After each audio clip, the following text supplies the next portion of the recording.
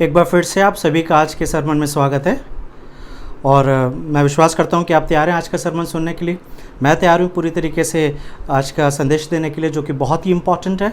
और जिस तरीके से मैं तैयारी के साथ खड़ा हुआ हूं और बहुत एक्साइटेड हूं, मैं विश्वास करता हूं कि आप भी उतने ही एक्साइटेड होंगे, ताकि आज का संदेश आप सुने, सीखें, समझें और प्रभु की महिमा और अधिक करने वाले बन सकें। तो आइए हम प्रार्थना करें और प्रभु से मदद मांगे कि प्रभु आज के वचन को सीखने में, समझने में हमारी मदद करें।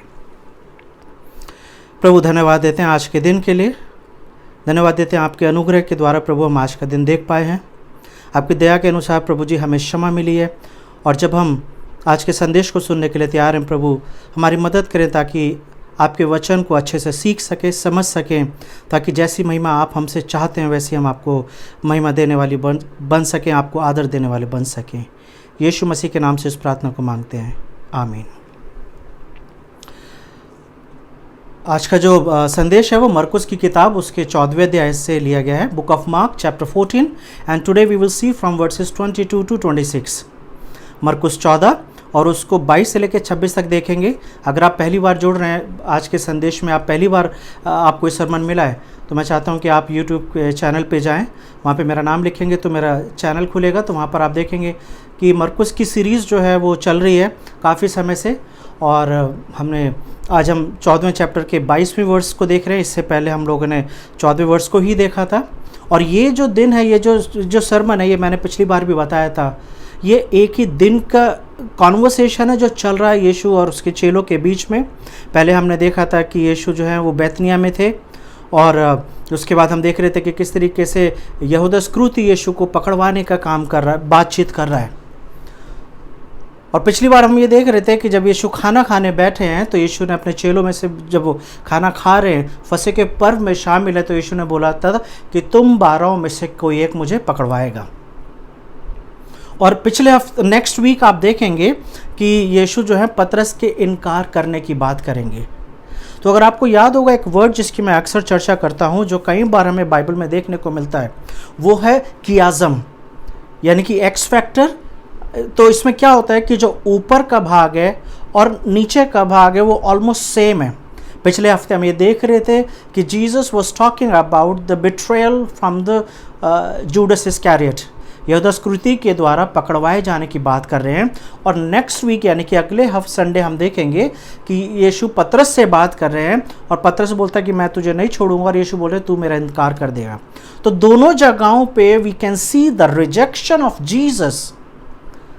Judas is going to reject Jesus, and at the same time Peter will also reject Jesus. लेकिन इन दोनों के बीच में, जैसे कि पिछले हफ्ते हम बात कर रहे थे कि क्या रीज़न था कि यीशु फसह का ये वाला पर्व जो है इसको मिस नहीं करना चाहते थे। He wanted to spend time with his disciples. Why? Because today Jesus is giving the new covenant. एक नई वाचा देने जा रहे हैं जिसकी शुरुआत आज से हुई है, यानी कि आज के संदेश से। और ये तब तक चलेगी जब तक, यीशु मसीह ने बोला है कि जब तक परमेश्वर का राज्य पूरी तरीके से नहीं आ जाएगा। और वो नई वाचा है क्या? प्रभु भोज की स्थापना करना। यीशु जो है फसह के पर्व में बैठे हुए हैं। तो आइए एक एक वर्स को हम देखेंगे और उससे बातचीत करेंगे। यहाँ पे लिखा हुआ है 22वें वर्स में, जब वे खा ही रहे थे उसने रोटी ली और आशीष मांग कर तोड़ी और उन्हें दी और कहा, लो यह मेरी देह है। अगर 22वें वर्स में ही हम रुकेंगे तो आप इस बात को अंडरस्टैंड करेंगे कि जब यीशु ने इस बात की चर्चा करी थी पहले, this is the last time that Jesus is talking about that I give my body as a bread. You will eat my body and you will drink my blood. अगर आप यूहन्ना की किताब देखेंगे, यूहन्ना उसके 6 अध्याय को, तो वहाँ पर यीशु कुछ इसी तरीके की बात कर रहे थे अपने शुरुआती मिनिस्ट्री दौर में। यानी कि यीशु ने जब मिनिस्ट्री शुरू करी थी तो 1-1.5 साल के अंदर वो घटना घट रही है, जहाँ पर यीशु के पास बहुत सारी भीड़ है, बहुत सारे चेले हैं 12 चेलों के अलावा। और वहाँ पे यीशु ने घोषणा करी थी कि तुम मेरे बदन को खाओगे और मेरे लहू को पियोगे। और अगर आप यूहन्ना 6 को आप ध्यान से स्टडी करेंगे तो आप इस बात को देखेंगे कि लोग जो थे वो परेशान हो गए, वो कंफ्यूज हो गए और वो डाउट करने लगे यीशु के ऊपर कि ये क्या कहना चाह रहा है। We are not going to eat Jesus and we are not going to drink the blood of Jesus. हम नरभक्षी नहीं है, we are not cannibals that we are going to eat Jesus. और वहां पे ऐसा लिखा हुआ है 6 चैप्टर में कि बहुत सारे लोग यीशु को छोड़ के चले गए। Jesus was misunderstood there. और फिर से वही बात की जा रही जहां पर यीशु बोल रहे हैं कि जब वे खा ही रहे थे, they were eating the passover meal. फसह का पर्व मनाया जा रहा है, एक सेलिब्रेशन चल रहा है। और पिछली बार मैंने आपको बताया था कि फसह का पर्व जो है वो मनाया जाता था एक यादगार के लिए। They used to celebrate in the remembrance of the captivity in Egypt, कि किस तरीके से मिस्र की गुलामी में थे और कैसे परमेश्वर का वो दूत जिसे भेजा गया था मिस्र में, और वो उन घरों पर जाता है जहां पर मेमने का लहू नहीं लगा हुआ था, और वहां पे हमने देखा उस घर में पहलौठों की मृत्यु हो गई थी। So when they were celebrating the Passover, they were remembering कि किस तरीके से वो बचाए गए थे, how they were saved, किस तरीके से बड़े अनुग्रह के द्वारा परमेश्वर ने उन्हें मिस्र की गुलामी से आज़ाद करा था। So they are celebrating the redemption, they were celebrating the freedom from the captivity of Egypt। वो मिस्र की गुलामी से निकाले जाने को के आनंद को मना रहे हैं और उस खाने को खा रहे हैं जिसकी व्यवस्था मूसा ने निर्गमन में करी थी। और यहाँ पर एक बहुत ही अद्भुत घटना घट रही है, और वो क्या है कि यीशु मसीह उस पास ओवर को कन्वर्ट कर देते हैं प्रभु भोज में। So Jesus is basically saying, you don't have to celebrate Passover anymore, but you need to take part in Holy Communion। फसह का पर्व अब मनाने की ज़रूरत नहीं है, लेकिन होली कम्युनियन मनाने की ज़रूरत है। So Jesus transformed the Passover into the communion of Jesus। कि किस तरीके से उस यादगार में आप कर रहे थे, अब आपको इस यादगार में करना है कि वहाँ पर तो सिर्फ एक गुलामी से आज़ाद हुए थे, लेकिन होली कम्युनियन का मतलब ये है that you are set free from the sin. उस अनंत मृत्यु से आपको आज़ाद कराया जा रहा है। और इसी संदेश, इसी बात को यीशु बोल रहे हैं कि जब वे खा ही रहे थे, in the middle by the time they were eating the passover meal, जब वो खा ही रहे थे उसने रोटी ली, वही अखमीरी रोटी ली और उसे तोड़ा। देन ही प्रेड, आशीष मांग कर तोड़ी और उन्हें दी और कहा, लो खाओ, ये मेरी देह है।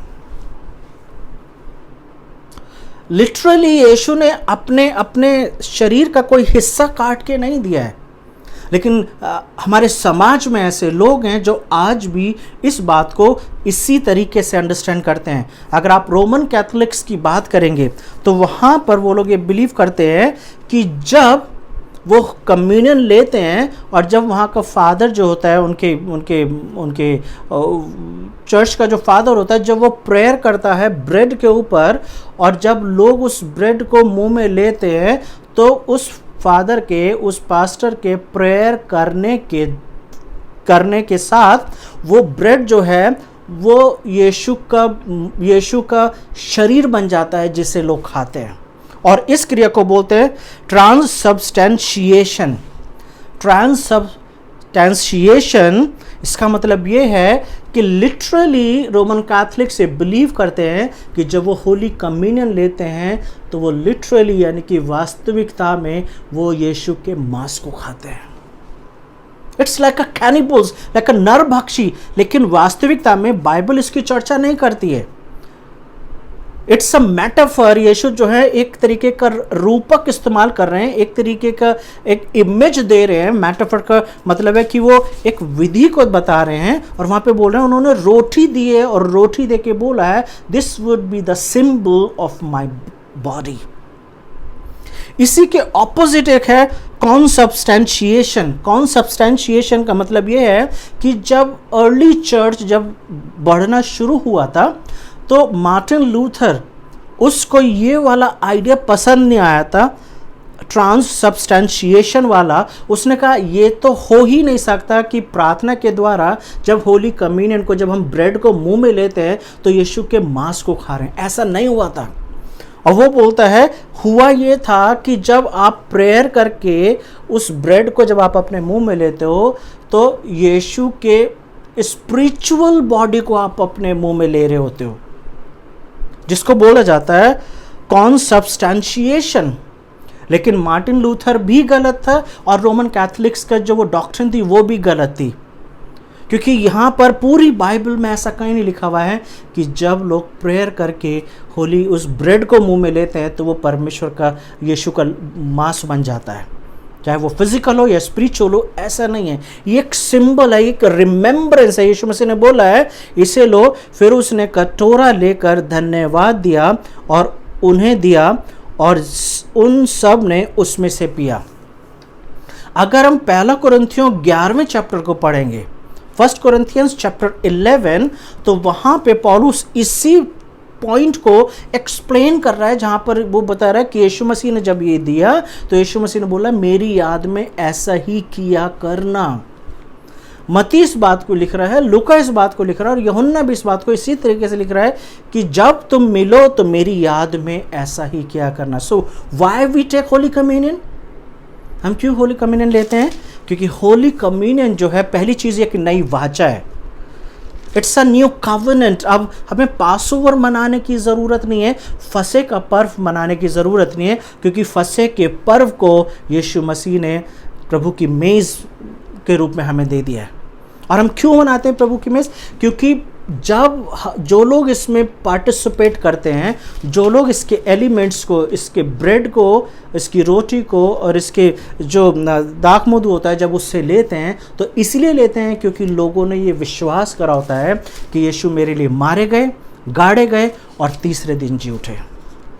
So anyone who believes in Jesus, anyone who believes that Jesus died for him or her and he buried and he rose again, कि उसके लिए मारे गए, गाड़े गए और जी उठे, तो जब वो इस बात को याद करता है, he or she needs to take part in the Lord's table. प्रभु की मेज़ में शामिल होना हमेशा इस बात को याद दिलाना चाहिए कि कितने समय पहले मैंने अपने जीवन को प्रभु के हाथ में दिया है।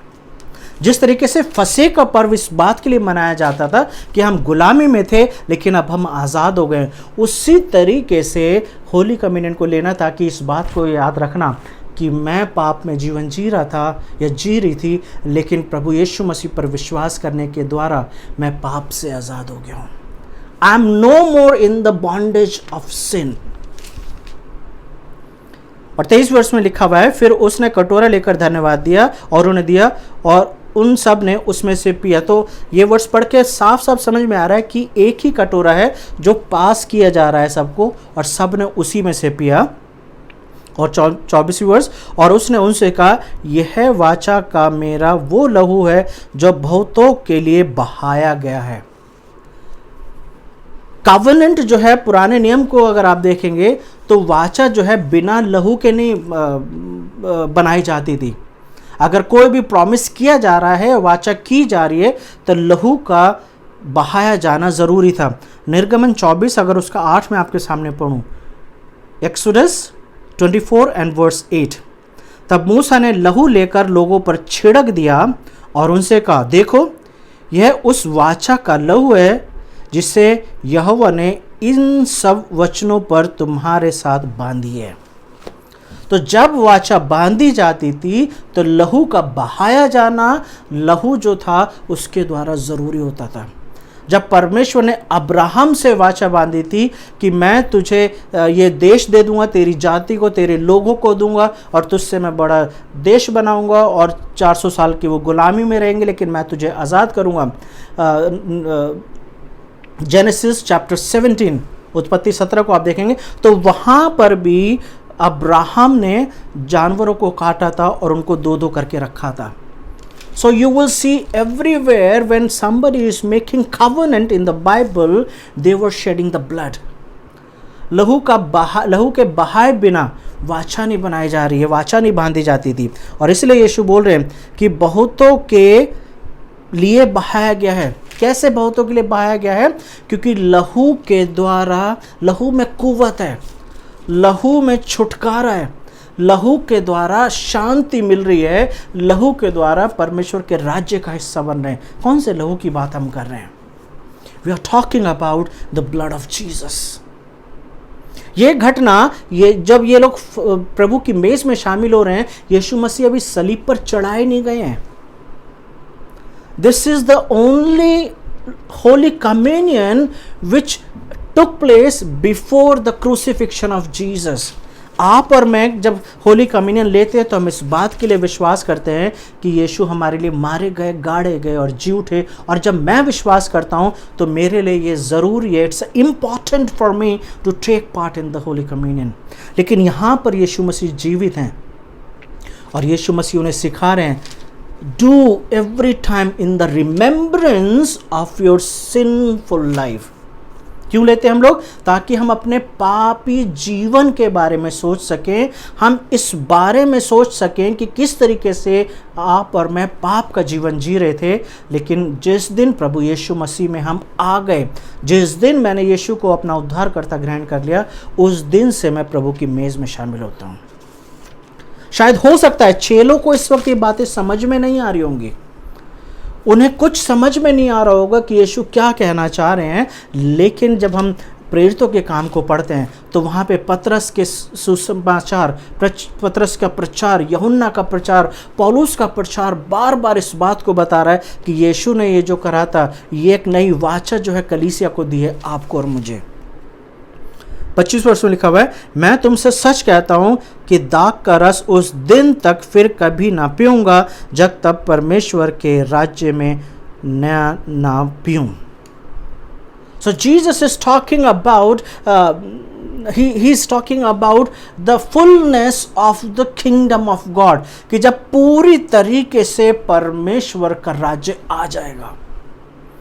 और जब हम प्रकाशित वाक्य 19वें चैप्टर को पढ़ते हैं, बुक ऑफ रेवलेशन चैप्टर 19, और उस चैप्टर के अंदर एक बड़ी जेवनार, एक बड़ी शादी की बात की जा रही है, जहाँ पे उस शादी में जो है, उस ब्याह में जो है सबको आमंत्रित किया जा रहा है और वहाँ पे ये नया दाख मधु जो है वहाँ पर दिया जा रहा है।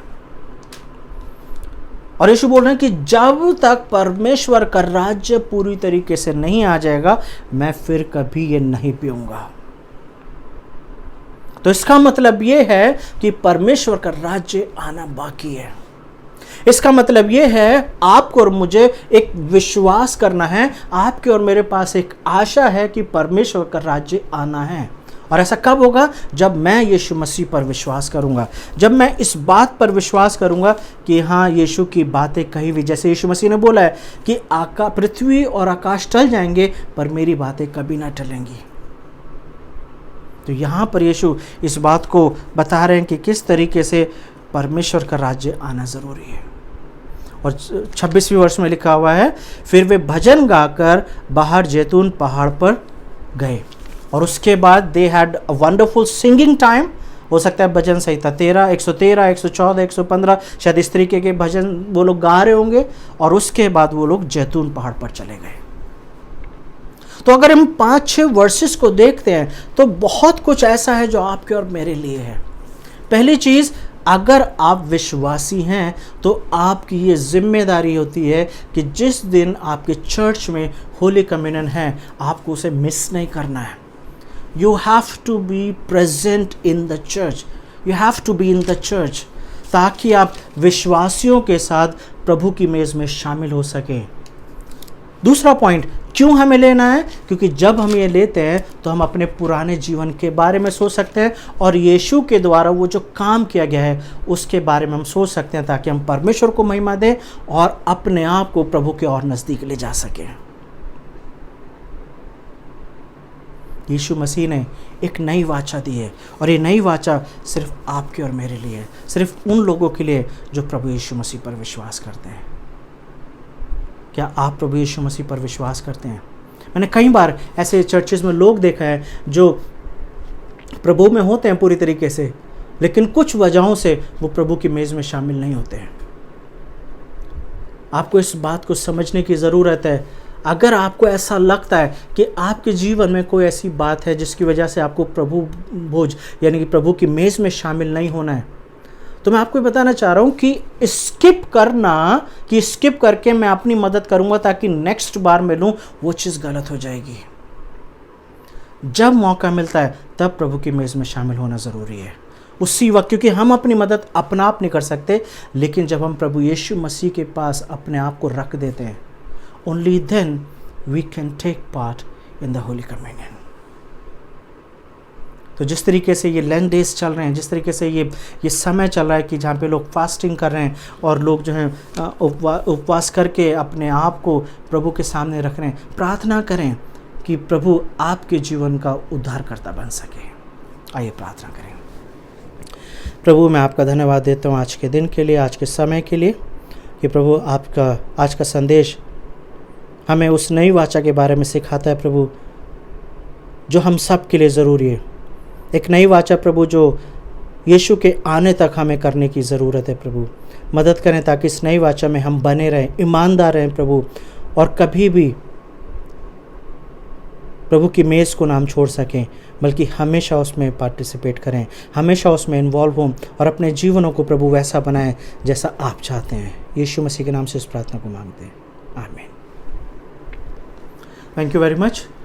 अगर किसी भी टॉपिक के ऊपर आपको बात करनी होती है, किसी वचन को लेके जो आपको समझ में नहीं आ रहा है, या प्रीची में कोई ऐसी चीज़ की गई है, बोली गई है जो आपको समझ में नहीं आ रहा है, तो सरमन के अंत में मेरा नंबर है, आप बातचीत कर सकते हैं।